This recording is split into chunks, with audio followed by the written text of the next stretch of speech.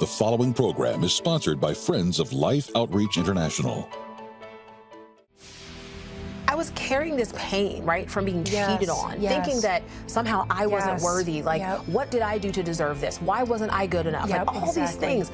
And that's when God revealed to me, Nona, all these years, you've been looking at that rejection like it was just painful, when in fact it was a gift.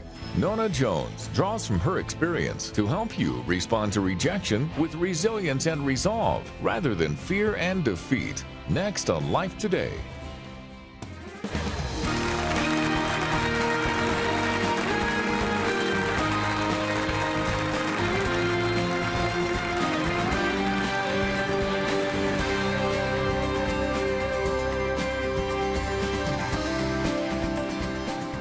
Hello, everybody. Welcome to Life Today. I'm Tammy Trent, and I am so glad you're here. Like, come on in.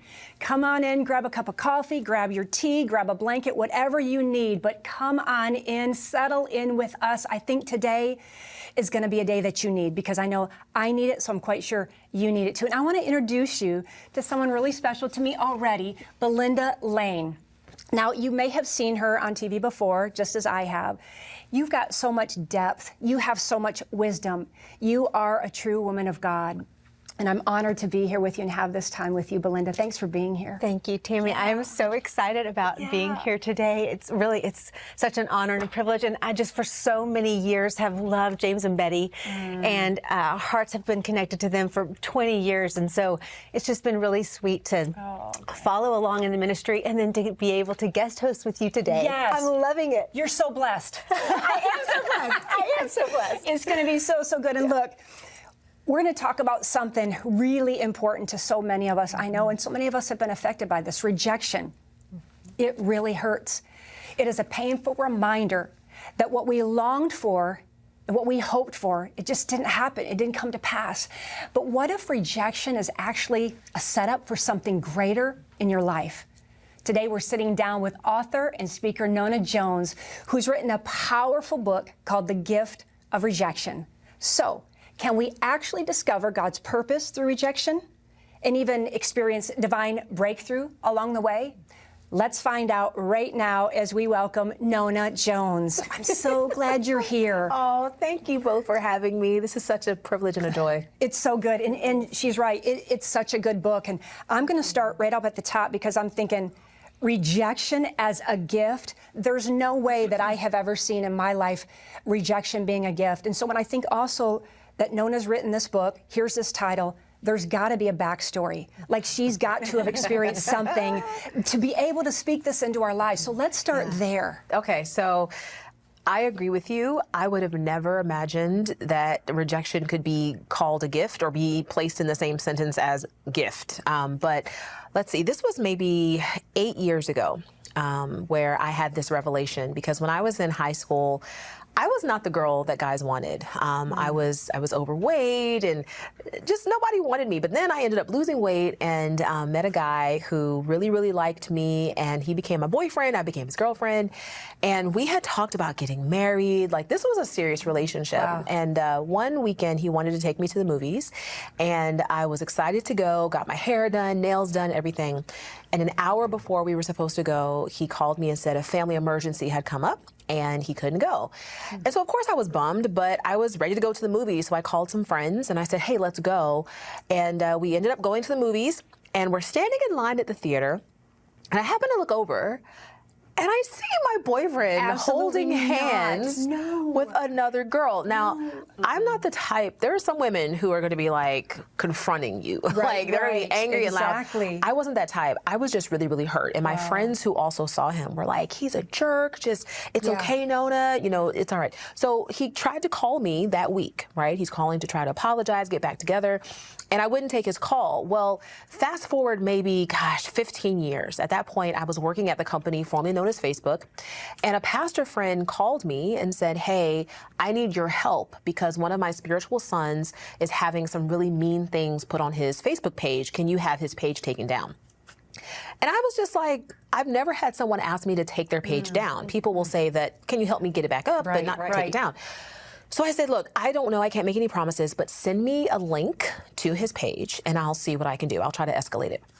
So he texts me the link, and I click the link, and staring back at me is my ex-boyfriend from high school. my goodness. And I'm sitting here like, why is he looking at me? So I scroll down on his page. I see all these comments from people saying, serves him right, cheaters get what they deserve, how could he call himself a pastor, living a double life, this whole thing. Well, I Google his name, and come to find out, he was murdered by his mistress. Oh, goodness. Who also tried to kill his wife. And in that moment, I'm literally in a twilight zone, because all these years, I was carrying this pain, right, from being cheated on, thinking that somehow I wasn't worthy. Like, what did I do to deserve this? Why wasn't I good enough? Like, all these things. And in that moment, I realized, wait a minute, God was protecting me from someone. Yes, he was. Who had some serious issues. And of course I prayed, for his wife, and thank God she lived. But that could have been me. And that's when God revealed to me, Nona, all these years, you've been looking at that rejection like it was just painful, when in fact it was a gift, and you didn't realize it. So that's really where the whole concept came from. And I started to look back over my life, and I realized that in every single rejection experience, as painful as it was, there was a lesson in it that either taught me about myself or someone else or God that ended up serving my purpose. But we think of it fully as a setback. I mean, we have to reframe it, because I think that's when I was reading the book, it was hard to think of, okay, every time I have experienced rejection in my life, I would have thought that's a setback. And you talked in here a little bit even about identity, that sometimes we put our identity in something, and when we're rejected, all of a sudden we have this identity of being rejected, and we carry that. What would you say to someone who, when they have been rejected and they think of it as a setback, now they kind of wear that identity? And I've always thought of it this way. Right. We don't want people's approval to be our identity, because then when they reject us, that could be our identity. We have to just be very careful that we find our identity in Christ. Absolutely. So explain how you would tell somebody that rejection isn't their identity. Well, that's a great question. And I will say the pain of rejection is human. Sometimes we think, oh my gosh, if I know Jesus enough, I will never be hurt by people's decisions. That is not true. Right. We feel pain because in order to even experience rejection, you have to first have had the hope that you were accepted, right? Like, you don't feel rejected because you didn't get a job that you didn't apply for. And you don't feel rejected because a man that you're not interested in isn't interested in you. You don't feel rejected because some strangers didn't show up for you in your time of need. No, you feel rejected because you applied for the job and didn't get it. Right. Because the person you gave the best years of your life to walked away, and because you told people that you thought cared about you that you needed them and they didn't show up. And so when you experience rejection, it doesn't just break your pride, it actually breaks your heart. And so that's where identity comes in, because your hope was in being accepted. And I think what we have to learn to do, and of course it's hard because look, I see you, you see me. God, we don't see him, right? He's always here. He's always present, but we don't see him. And so we naturally put our hope in what we see. We have to learn to place our hope in the God of the universe who decided that you were necessary for creation before you were even formed in the womb. That's exactly right. That's where we have to derive our sense of identity. That's exactly right. And there are so many people, Nona, don't you think, that feel like rejection keeps chasing them down, keeps finding them somehow. And how can they ever be free? How can they heal from it? Because if I'm being honest, I think with me and rejection I felt in my own life, has always been loosely tied to even my music career, whether I got a record deal, I was dropped from the deal, dropped from a booking agent, put on the biggest tour, then taken off, all the different things where your value and worth seems so tied into these things. And then when rejection comes, everything's shifted, everything's changed. So is the gift learning how to unwrap what rejection looks like, to see what's inside of that gift, to go, if I'm given better tools, I might be able to deal with this better when rejection comes and hits me again. Yes. What would you speak to that? And I feel like you've written a lot about that in your book, which is helpful for people that feel like I'm trapped in rejection. Yeah. Well, one of the through lines in the book is the story of David and Goliath, because we all know about David and Goliath and how there's this young shepherd boy that slays this like 9-foot tall Philistine giant. Well, in 1 Samuel chapter 17, at verse 32, we know that David goes to Saul and he's like, hey, you know, don't worry about this Philistine. I'll go and fight him. And Saul says, don't be ridiculous. There's no way you can fight this Philistine and possibly win. You're only a boy. He's been a man of war since his youth. But then David persists. He says, I have been taking care of my father's sheep and goats.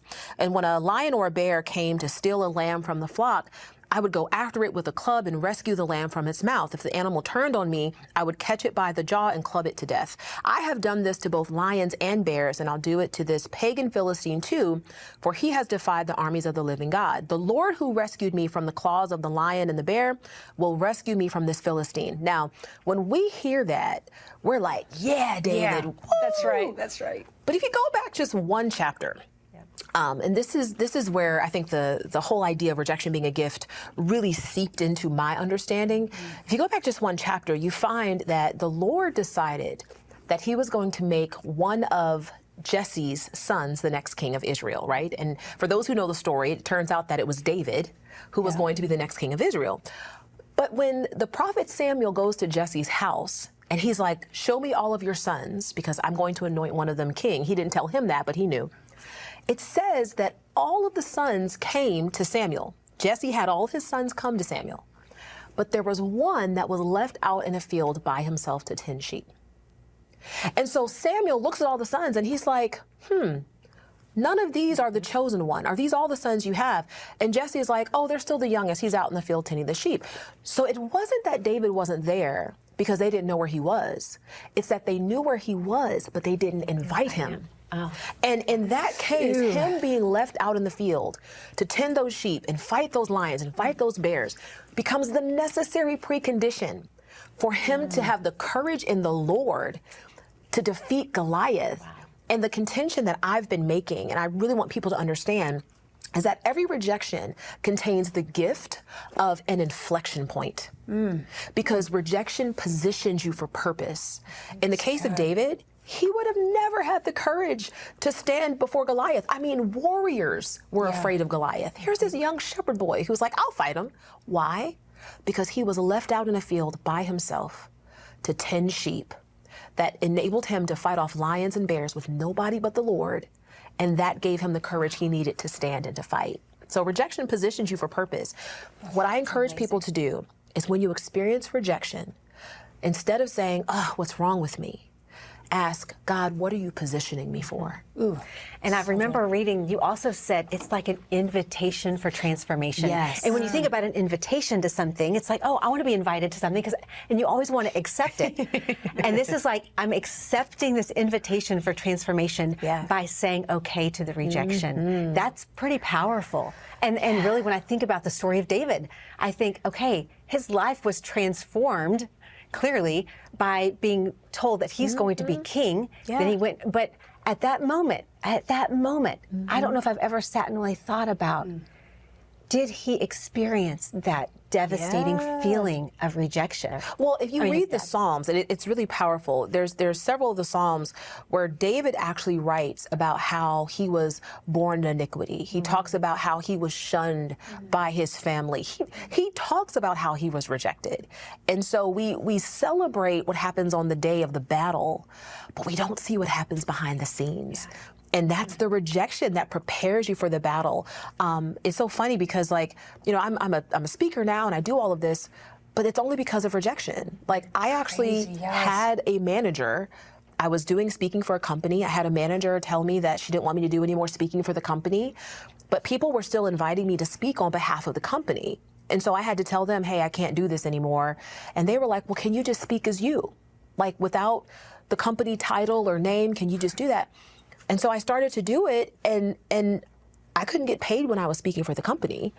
But when I started to speak as me, then I could get paid. Like, it's all of those things where rejection positions you for purpose. Yes, it's like everything you're saying, it positions you for purpose in that redirecting. Yes, like that redirection. God, Yes. do you believe He's a Redeemer? Do you Yes. believe that He can redirect anything? If you can if you can somehow get to a place of just saying, I believe then, even if it hurts, Yeah. it's painful, but I believe and I trust God that He's in the details, that He can turn this around and He will redirect this. And I think just as you Yes. touched on that story, David and Goliath, my takeaway were 4 insights. 4 insights. You touched on the one, the gift of rejection positions you for purpose, right? The other, the gift of rejection reveals the role of people's lives in your destiny. Yeah. 3, the gift of rejection anchors your identity, which you Yes. talked about earlier. And 4, the gift of rejection draws you nearer to God. Yes. What's the most important one? They're all important, but the last one I think is critical, because when you're faced with rejection, your first response, if you don't understand that it is a gift, your first response could be to take it personally. Of course. And when you take it personally, Yes. it can end up separating you from God. Yeah. Because you're like, why did this happen? You know, my own mother's situation. Why, Lord, would you let me be born to a mom who would let her boyfriend abuse me as a child? God, you know, why would you cause my friends to abandon me when I had need? Why would you allow me to be Yes. humiliated? All those questions. Yes. But once you understand, you know, God said, I will never leave you. I will never forsake you. To leave someone is to physically separate yourself from them.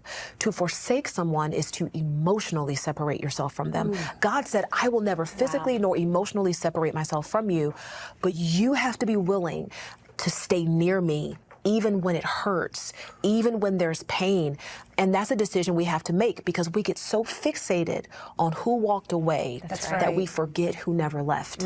God is always Wow, there. that's so good. It's that Romans 8:28. He Yes. is working it all for good. Always. We just have to trust Him. We have Yes. to believe, and we have to accept the invitation to Yes. sit in it for a minute and to be okay with, okay, this feels uncomfortable, this feels painful, but God, you've got something for me in it. And really believing that. And I think sometimes a struggle for people is, I hear what you're saying. It makes sense. How do I make it make sense for me and my story? Yeah. But if you had a minute with somebody sitting on a plane, sitting on the other side of the TV, what would you say to them that just gives them some hope today? So I want to speak directly to you, because I know that when rejection happens, it feels like a personal assault against who we are. This person made a choice, and that choice wasn't me. But I want you to understand that there are 2 types of people in your life. There are those who are attached, and there are those who are assigned. When someone is attached to you, they are connected to you for as long as the relationship benefits them. But they will detach the moment that you stop channeling benefits in their direction. And what happens is their detachment triggers insecurity. And so we start to wonder, what do I have to do to get you to attach to me again? People who are assigned to you are not connected to you for what they can get out of the relationship. They're connected to you for what they can contribute to the relationship. And those are the people that you have to pray for discernment, for God to show you who is assigned to me in my life, so I can stop giving assignment energy to attached people. Attached people, you gotta love them. You give grace to them, but you do not allow them to determine your worth and your value. And once they've made a decision to detach from you, you accept it, and you pray for God to fill the spot they left open with someone who will be assigned to you, because God will do it, and He is faithful. Praise God. That was like, You know, that was, I'm that's eating it such up. a great. I mean, that was so good. Yes, it's so good. And that's what I love about you.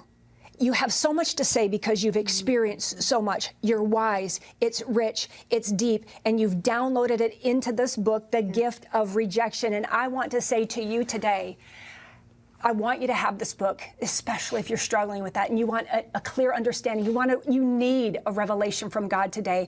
I believe you'll be able to find that within the pages of this book. I want to get it in your hands. I'm going to tell you how I can send this to you today. But first, I want you to take a second. Just stick around with us. Yeah. Please don't go anywhere. Stick around, because I want to wrap it up at the end. But right now I want to show you something that's so special to me. I want you to see this too. It's really special. Just sit back, watch this, because just as much as we are all sitting together and wanting to bring you hope, there are a lot of people around the world right now that desperately need hope and a touch from God right now. Watch this. When little ones depend on you to provide them with water to sustain their lives, you don't have time to debate or discuss your water source. You can only give them what you have access to, no matter how deadly it may be. For Gabrielle, when she steps into her water source, it is a step there is no coming back from. The water she gathers for her family may sustain them for a while, but at what cost? For Gabrielle, the cost has already been the lives of 2 of her small children.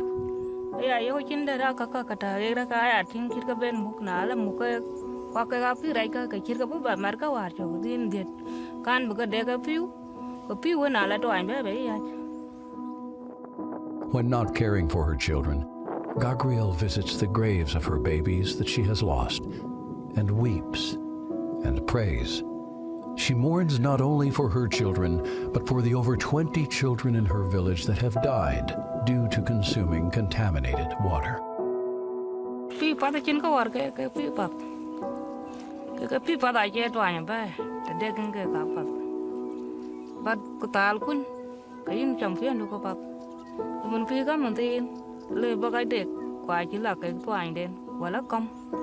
I'm here today in my parish, South Sudan, where I've been listening to the story of a beautiful village that has been ravaged with waterborne illness.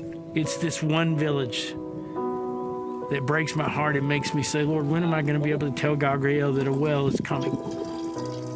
That we're going to put a well in her village. And we're going to put a well in the village next to her and next to them, so that we know that this whole area here will stop losing children.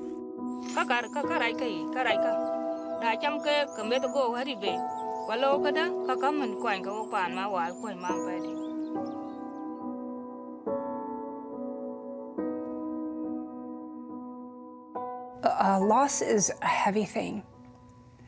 I know a little bit about that, losing my husband in a scuba diving accident. His death was because of water. Their death is because of the lack of clean water. Loss, suffering, it's heavy, and these people are carrying it every single day. When I see those precious little babies walking, I just want to scoop them up and say, it's going to be okay, it's going to get better. But it's not going to get better unless we do something about it. And by we, I mean like God's people. He presents the need, it's in front of us, and then he presents a solution and says, I need you to come alongside me, and together we can make a difference in the lives of so many people because we come in the name of Jesus. We give them water for life, the water of life. I am so privileged, truly. You must know that. It's such a privilege for me all of these years, 16 years, to be traveling with Life Outreach, going all over the world and sharing God's great, great good news and sharing the water of life. Just like that village John said, it would be incredible to show up tomorrow and tell them, we're on our way. We're on our way, and we've all made it happen. Belinda, I know that you haven't been out in the field yet with me. I hope one day you'll get to do that and experience it. I know you're a mom. I know that it would be hard for you probably to imagine losing a child because of the water they're drinking. Watching the video, it's just sobering to think that this is a life and death decision they're making every day for their children. Yeah. That they know they obviously can't go without water, but knowing that giving water is giving them risk of death. Yes. I can't imagine being faced with that every single day. I know And yet that is their reality. It is a reality to them. And what I absolutely love, I know that the Life Outreach givers, they're so generous. They are. They're They so sure are. generous. Yes, they and are. they've caught the vision and understanding that so good. when they give, they save lives. Yes. And that's what's so important, is that when you give, you are literally saving lives. And I just want to encourage you. I know that you are a giving people and the generosity flows out of you. But if you really understood that when you watch that mom, you understood that when you give today, those children live. It's just amazing. It's incredible. So let me tell you what the breakdown is. It's super easy and anybody can do it. So let me just tell you what that looks like. For $48, you can provide water for 10 people. For $144, you can provide water for 30 people. And if you can, $4,800 will go in there and drill a complete well. Now, this is water that will be provided for about 1,000 people. For up to about 70 years, these wells will last. So basically, for the rest of their lives, Belinda, we can go in there. So it's an incredible opportunity that God has given us today. Won't you jump in? Won't you come alongside us and do something? Go online, make a call. Let's do it together, and let's do it now. Every day, thousands of lives are lost to waterborne disease, and nearly half of those are children under the age of 5. Through Mission Water for Life, you can give mothers hope and children a future as we provide clean, life-giving water for thousands of children and their families before it's too late. With your gift today, you can help drill and establish 350 water wells this year. Your gift of $24 will help provide clean water for 5 children. A gift of $48 will help provide for 10. And $144 will help provide life-giving water for 30 people for a lifetime. With a gift of any amount, we'll send you Prayers for My Physical Health, a Bible-based collection of 52 prayers designed to bring strength, healing, and renewal to every area of your body. Covering a wide range of physical needs, this beautifully crafted book encourages intimate conversations with God. With a gift of $100 or more, you may request the Armor of God tumbler set. These two 20-ounce stainless steel tumblers, each inscribed with Ephesians 6:11, are a practical and meaningful way to carry a reminder of God's strength and protection throughout your day. Finally, please consider a gift of $1,200 to help provide water for 250 people, or a gift of $4,800 to help sponsor a complete well, and request our inspiring bronze sculpture Lion of Judah. Please call, write, or make your gift online today. I hope you're going online and giving the best gift that you can give today. You must know truly it will make an enormous difference, and it will change so many lives today. And with any amount that you're able to give today, we are going to send you the gift of rejection. We're going to get it in your hands because I believe so much in this message, so much in this book, and you need to have it. So just make sure to request it when you call today. It's incredible. And Nona, it has been just amazing having you here. We're so thankful. And really, I feel like I just had my own personal therapy session. Me too. Thank you. Thank you for your insight. Thank you for the work you're doing in the body of Christ and for saying yes, all the yeses you've given. Thank you. Thank you. We love you so much. Thanks for being here, and thank you for being here. We'll see you next time on Life Today.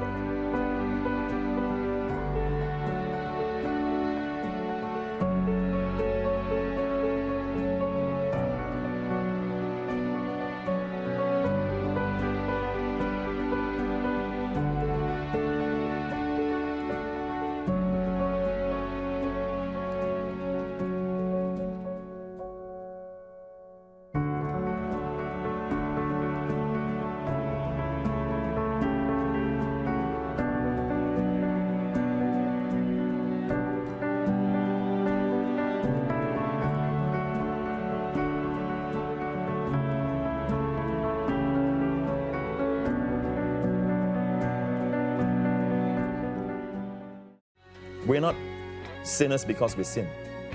We are sinners because Adam sinned. Joseph Prince, next week on Life Today. Life Today is made possible by the supporters of Life Outreach International. Your gift will be used exclusively for the exempt purposes of life. The ministry features specific outreaches as examples of the programs it supports and conducts. Gifts are considered to be without restriction as to use unless explicitly stipulated by the donor. The ministry is a member of the ECFA.